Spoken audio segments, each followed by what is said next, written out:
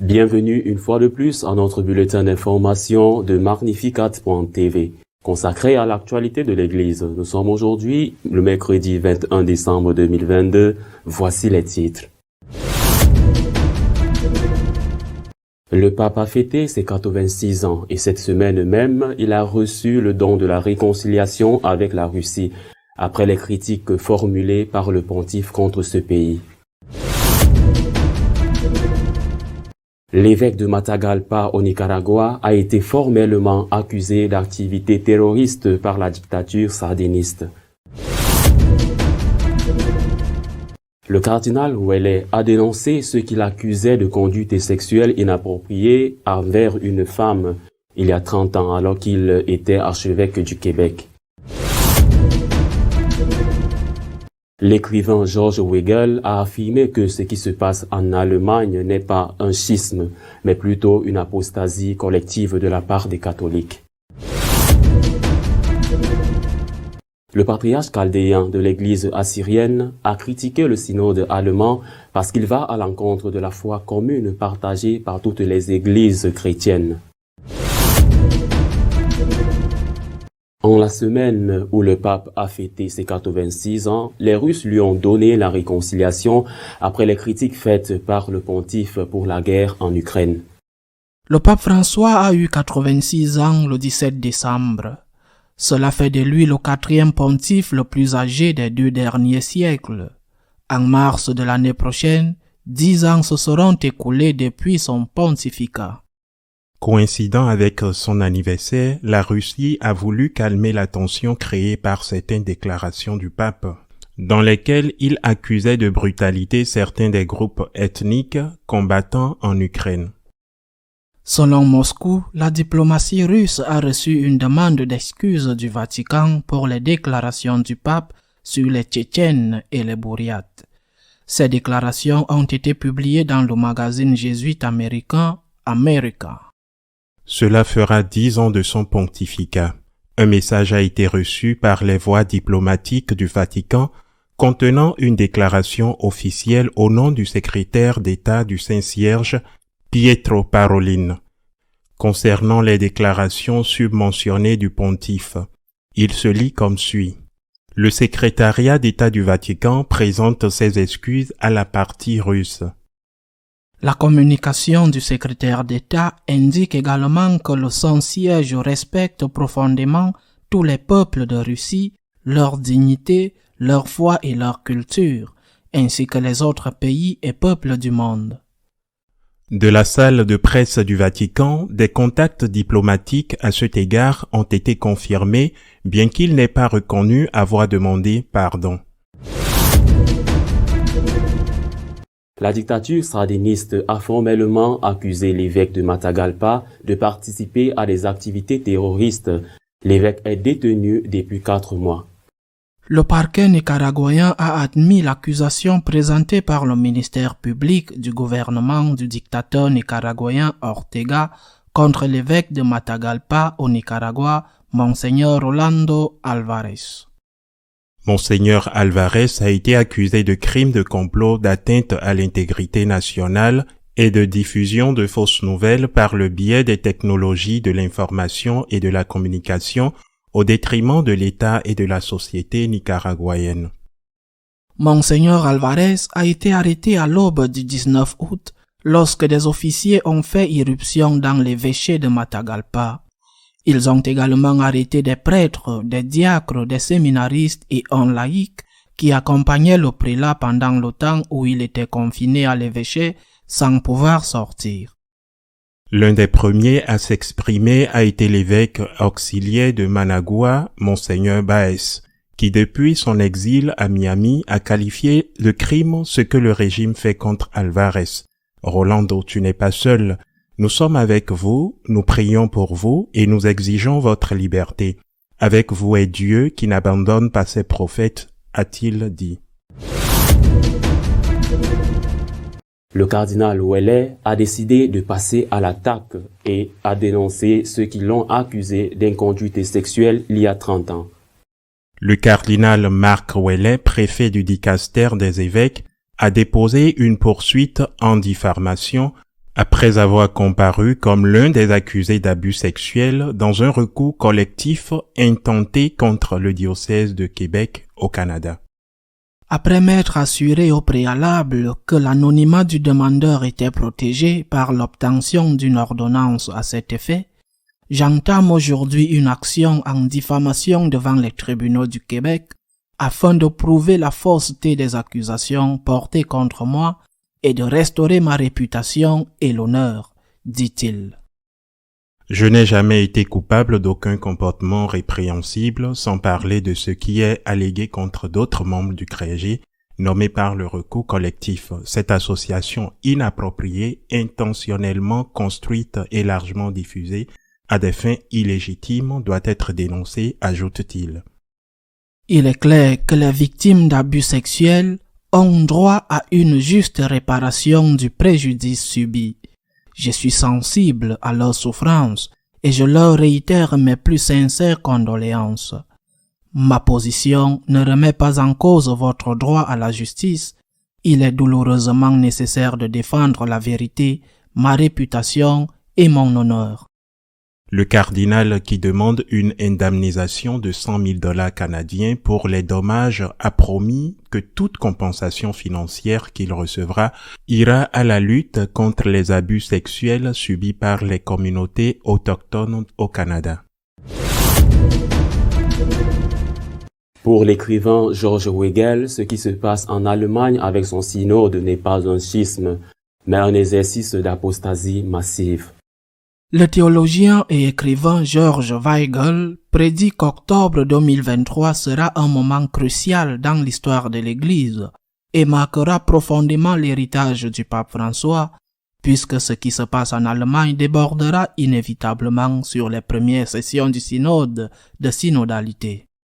Pour Weigel, il s'agit d'une instrumentalisation des abus sexuels pour réinventer le catholicisme, d'un abandon inconditionnel à l'idéologie du genre et d'une révolution ecclésiologique qui, au nom de l'émancipation des laïcs catholiques, dépouille les métiers d'évêques et de prêtres de leur plein caractère sacramentel.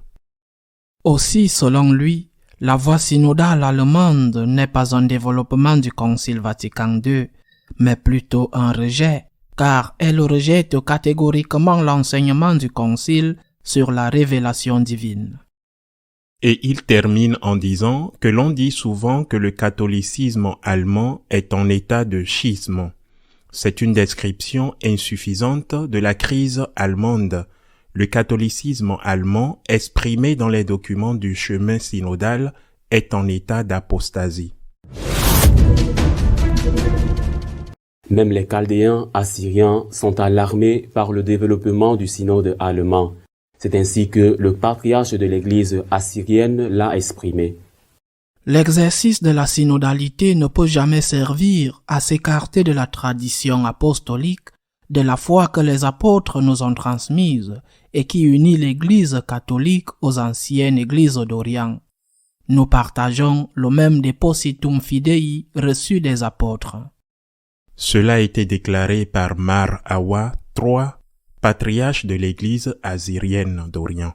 Cette Église a cessé d'être en pleine communion avec Rome après le concile œcuménique d'Éphèse en l'an 431. Lorsqu'on lui a demandé de commenter le synode, le prélat a déclaré qu'une synodalité authentique est plus appropriée pour manifester un consensus autour du depositum fidei, dépôt de la foi, et pour le garder ensemble. Si la dynamique synodale exprime le cheminement de toute l'Église à la suite des apôtres dans la foi, elle ne peut être utilisée pour ouvrir des fissures entre les membres de l'Église en matière de foi ou de morale. L'exercice de la synodalité sert plutôt à maintenir l'unité des différentes sensibilités, a dit le patriarche. Notre éditorial de cette semaine se consacre à commenter la décision du cardinal Ouellet de dénoncer ceux qui l'ont accusé d'avoir abusé d'une femme il y a 30 ans. Cette semaine, une information qui, je suis sûr, est passée inaperçue pour la majorité, mais qui pour moi a une importance, a été publiée. Pour la comprendre, il faut la raconter. Il y a quelques mois, si je me souviens bien, au mois d'août, le cardinal Ouellet, qui est encore le préfet, le président du dicaster des évêques, l'un des plus importants de la curie vaticane, a été accusé de forme anonyme d'avoir, il y a 30 ans, mis la main sur le bas du dos et d'avoir donné un câlin à une femme dans un acte public.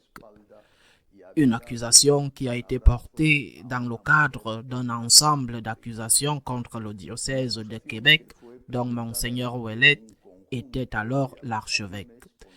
Une accusation qui n'avait pas de fondement, car 30 ans s'étaient écoulés. On ne savait pas qui était la dame accusatrice.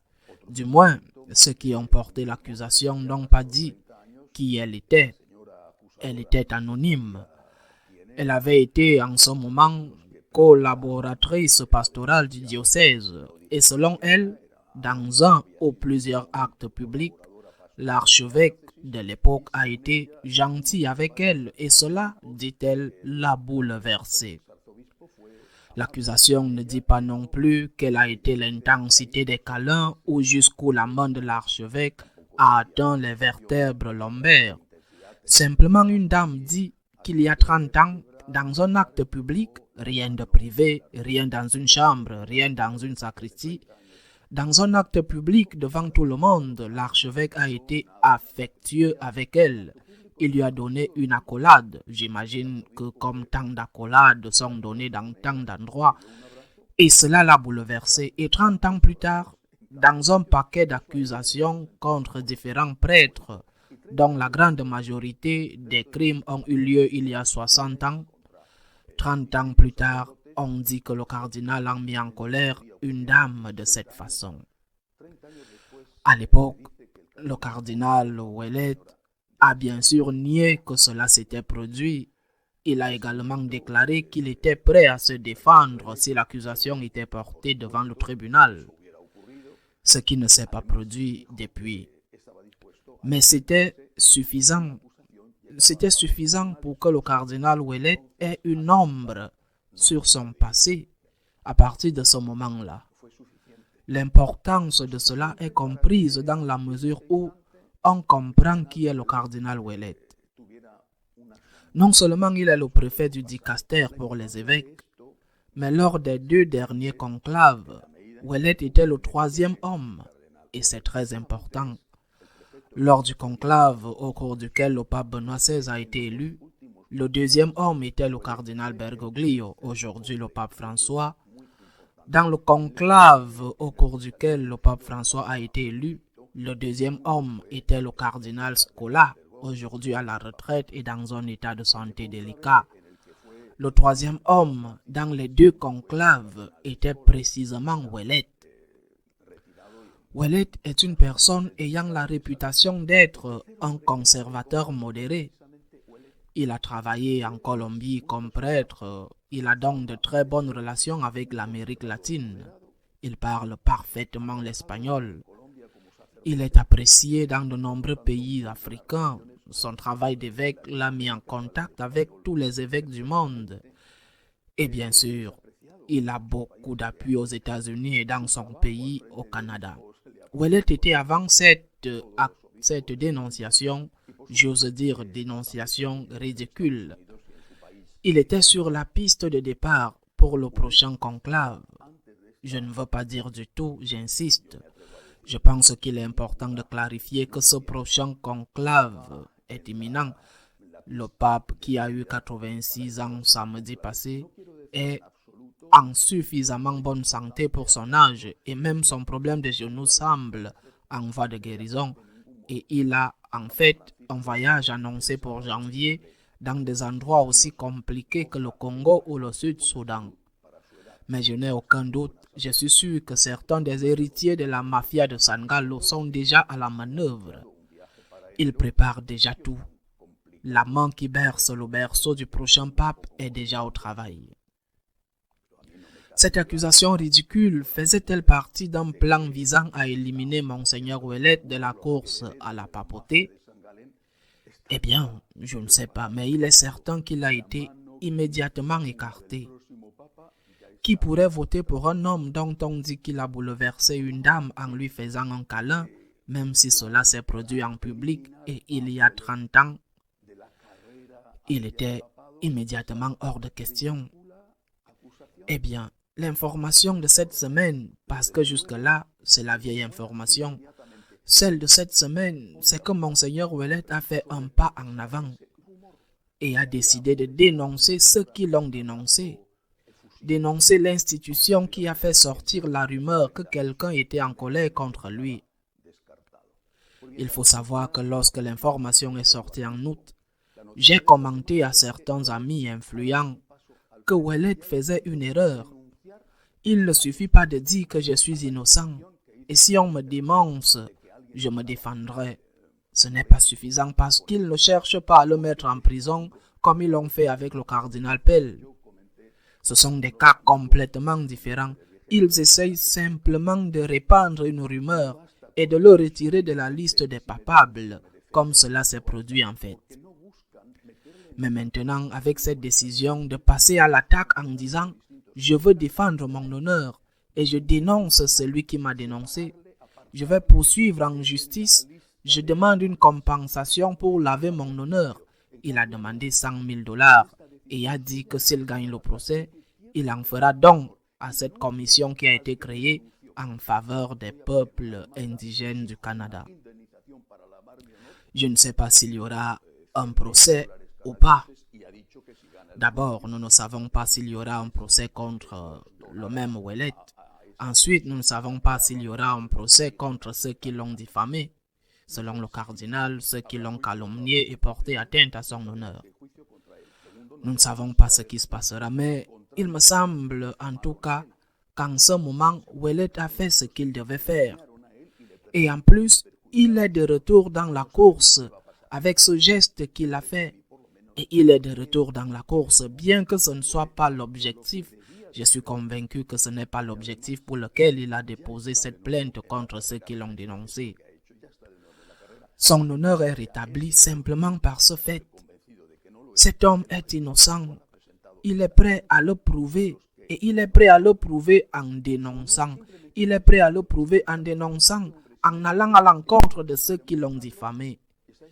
D'ailleurs, non seulement je crois qu'il est de retour sur la ligne de départ et très bien placé, mais il est mieux placé qu'avant parce que maintenant il peut se présenter comme ce qu'il est, une victime de la terrible campagne de diffamation que subit l'Église catholique, où l'on utilise des choses qui malheureusement se sont produites.